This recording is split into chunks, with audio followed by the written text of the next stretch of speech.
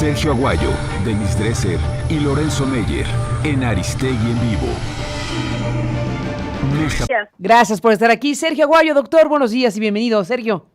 Buenos días, Carmen, un gusto. Igualmente a los tres, gracias. Lorenzo Meyer, doctor, buenos días y bienvenido, doctor. Buen día. Bueno, a los tres, gracias. Propongo para arrancar esta mesa, este encuentro con ustedes de todos los lunes, una obligada reflexión, me parece, Lorenzo, de este centenario del Partido Comunista que se conmemora hoy, de lo que va a ser la ceremonia al rato en torno a una figura como la de Valentín Campa. Se van a depositar sus restos en la rotonda de las personas ilustres. Se reconoce también el trabajo, la figura de Arnoldo Martínez Verdugo. Eso será en mayo, pero ya el decreto que se emitió y que dimos cuenta de él más temprano, esto que se emitió desde el viernes, bueno, pues habla de la decisión de declarar como personas ilustres a Campa y a Martínez Verdugo, y por eso se exhumarán e inhumarán los restos y se instruye llevar a cabo los homenajes póstumos correspondientes. ¿Qué dices, doctor Meyer, de esto? Uy, Carmen, una buena cantidad de cosas. El Partido Comunista en México, en realidad, fue una iniciativa no mexicana, sino del movimiento internacional. Hay una controversia en cuándo realmente se inició. Hay dos posibles inicios, pero en fin, hasta donde yo recuerdo, fue un hindú. El nombre completo no me viene ya ahorita a la memoria, nada más sé que era Roy, parte de su nombre, y que fue enviado a México para dar inicio a la creación del Partido Comunista. Él era a la vez... Lorenzo, te voy a interrumpir un segundo. Perdóname, Lorenzo, es que me parece terrible que no te pueda escuchar perfectamente bien y siempre por lo que dices, pero déjame detener para que escuchemos bien y no tengamos esta distorsión en la llamada, lo que nos estás diciendo precisamente de una fecha como esta, de esta conmemoración del centenario del Partido Comunista, de estas figuras que ahora toman esta dimensión reconocida desde el Estado. Dos figuras importantísimas, por supuesto, en la historia de México, tal como lo empezaba a narrar y a explicar y a recordar el doctor Lorenzo Meyer. En lo que estamos retomando, Sergio, la llamada con el doctor Meyer, si no te importa, entremos al quite, porque desde luego hay muchas cosas que decir del alcance y significado que tiene esta decisión. Sergio. Sí, Carmen, mira, me parece una decisión muy acertada, muy justa, porque es indudable que el Partido Comunista Mexicano jugó un papel fundamental en la transición democrática. Supongo que Lorenzo va a la más histórica de la evolución del Partido Comunista desde que se funda en los años 20, los años de sometimiento a la Unión Soviética, de los 40 hasta el 59, con Dionisio Encinas. Quisiera insertar aquí otra izquierda cuya incorporación sigue siendo muy polémica en la vida nacional, pero que sin embargo también jugó un papel central. Me refiero a la insurgencia armada que empieza en los años 60, 65 para ser más preciso, con el ataque al cuartel de Ciudad Madera en Chihuahua, y que se prolonga hasta iniciados los años 80. Durante esos años, la insurgencia armada fue unas banderillas puestas sobre la izquierda comunista y la revolucionaria institucional y sus gobernantes, porque la existencia de un movimiento armado ponía en entredicho la capacidad que tenía el sistema para incorporar a la izquierda.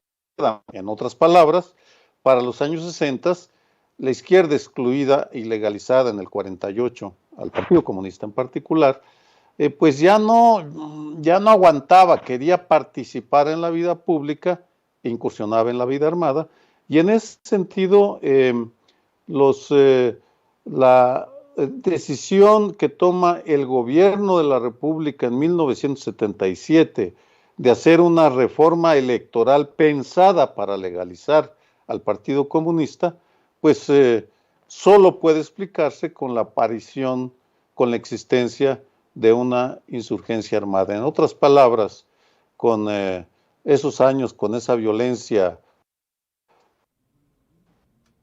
tan guerra sucia, y que lo hemos comentado en otra ocasión, obligó al régimen a hacer una concesión hacia la izquierda, y de hecho se aprovechó el Partido Comunista para legalizarse, y como recordaba ayer en Proceso, en un espléndido artículo, Jorge Alcocer, él fue de la última generación de militantes del Partido Comunista, porque él se incorpora en el 76, no, perdón, sí, en el 76 y en el 86, ya me estoy confundiendo, y poco después el Partido Comunista se disuelve para dar lugar a lo que es el Partido Socialista Unificado de México, hasta llegar al PRD.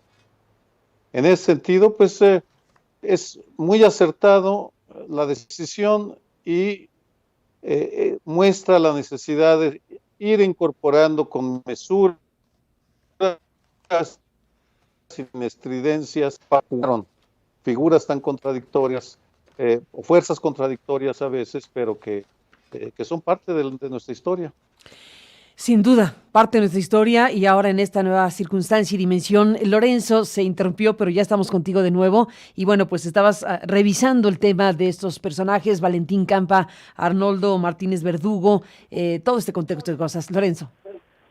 Bueno, el tema es enorme, mi querida Carmen, pero vamos a algunos puntos importantes. Quizá el punto central es que el Partido Comunista se inicia después de que la Revolución Mexicana triunfa. Esto es algo que no ocurre en el resto del mundo. Aquí, por ponerlo de alguna manera, y va a tener una gran dificultad en conjugar su discurso, el discurso de la revolución mundial, el discurso de la revolución proletaria, en un marco burgués en el resto del mundo, cuando en México está todavía pues tomando forma la revolución, cuando no hay una reforma agraria de fondo, pero ya se empezó la reforma agraria, cuando en el México de los dirigentes políticos, sobre todo, queda todavía el recuerdo de Zapata, de Villa, está muy presente, que son líderes populares y que encabezan demandas populares. Entonces el Partido Comunista va a tener que competir en cierto sentido con la Revolución Mexicana. Es un partido que no lo lanzan los mexicanos, viene de fuera el estímulo, viene de Estados Unidos y de una gente internacional que es un hindú, que te decía yo que no me acuerdo de su nombre completo, nada más que parte del nombre es Roy, que él está interesado en hacer de la India un país revolucionario, pero lo mandan a México. Se supone que luego le darían el apoyo para lo de la India.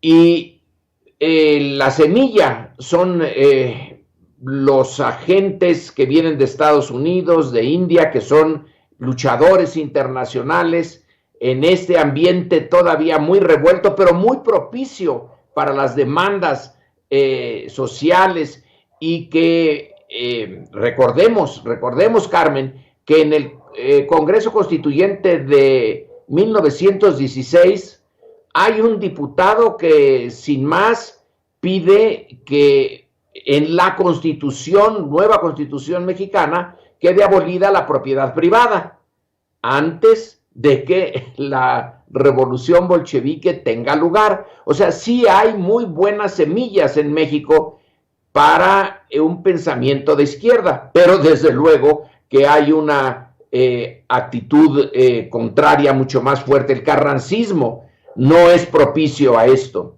Y con el paso del tiempo ya se mexicaniza ese Partido Comunista, pero tiene este problema, que su discurso es también en buena medida el discurso de la Revolución Mexicana.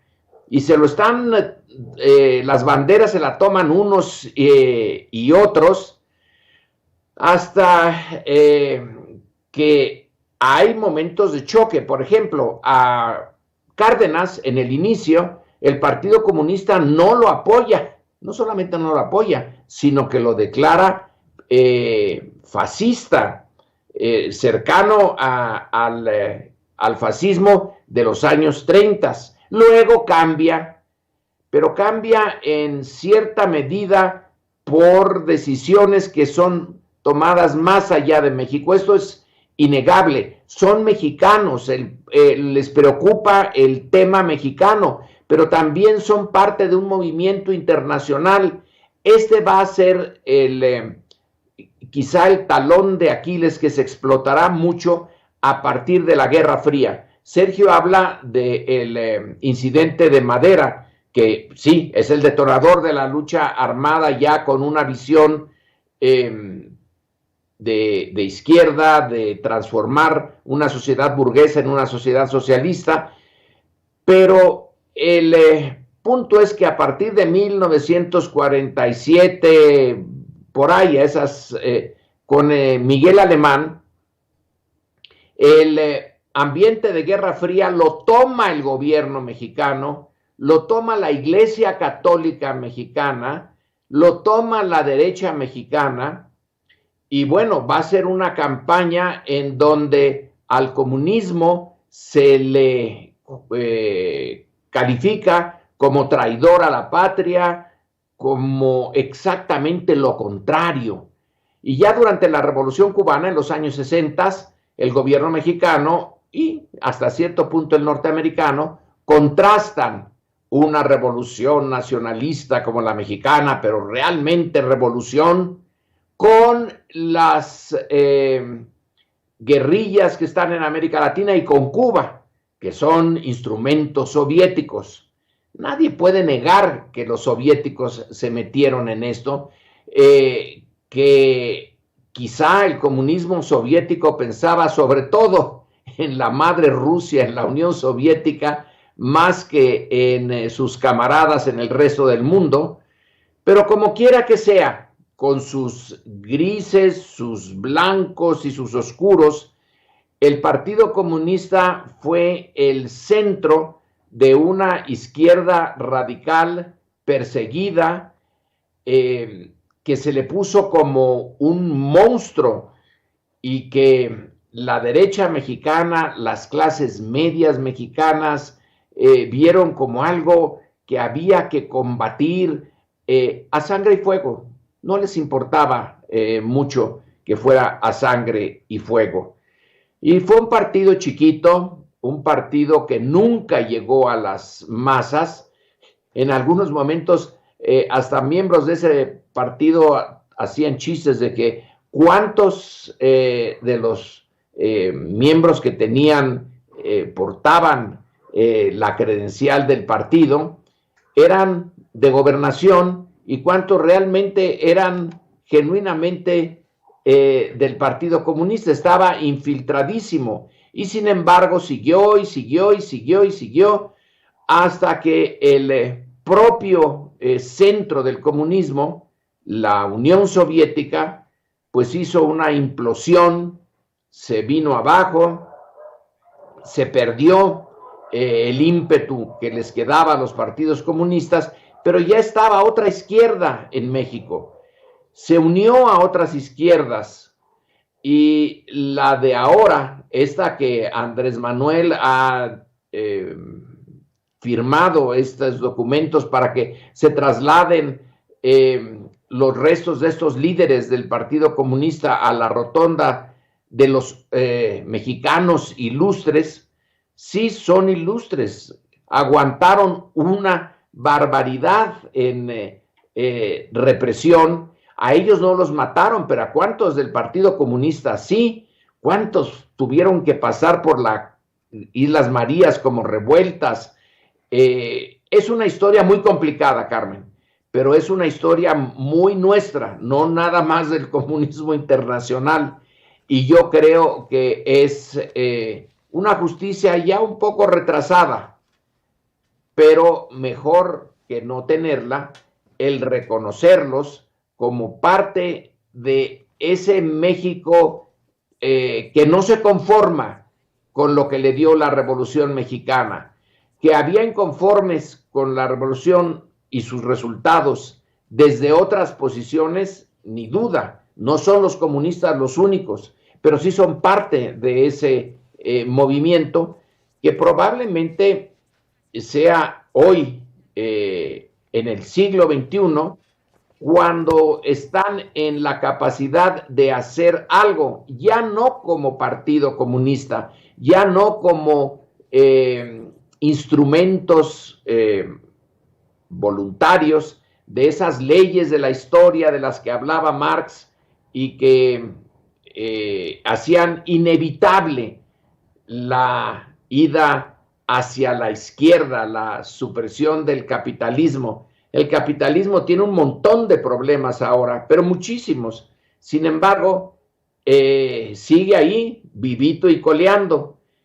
Pero el espíritu que denuncia la injusticia fundamental del capitalismo, pues también sigue vivo, y estos dos personajes creo que no deberían de ser los únicos, pero ya con que estén en la rotonda de los hombres ilustres es una ganancia para un México que durante mucho tiempo, lo permeó el anticomunismo, y todavía hay resabios de eso en la discusión entre la izquierda no comunista de ahora y las derechas, resabios de esa durísima campaña que desató la Guerra Fría y que quedó en la cultura política de muchos mexicanos. A ver si con esto cambian un poco, aunque lo dudo.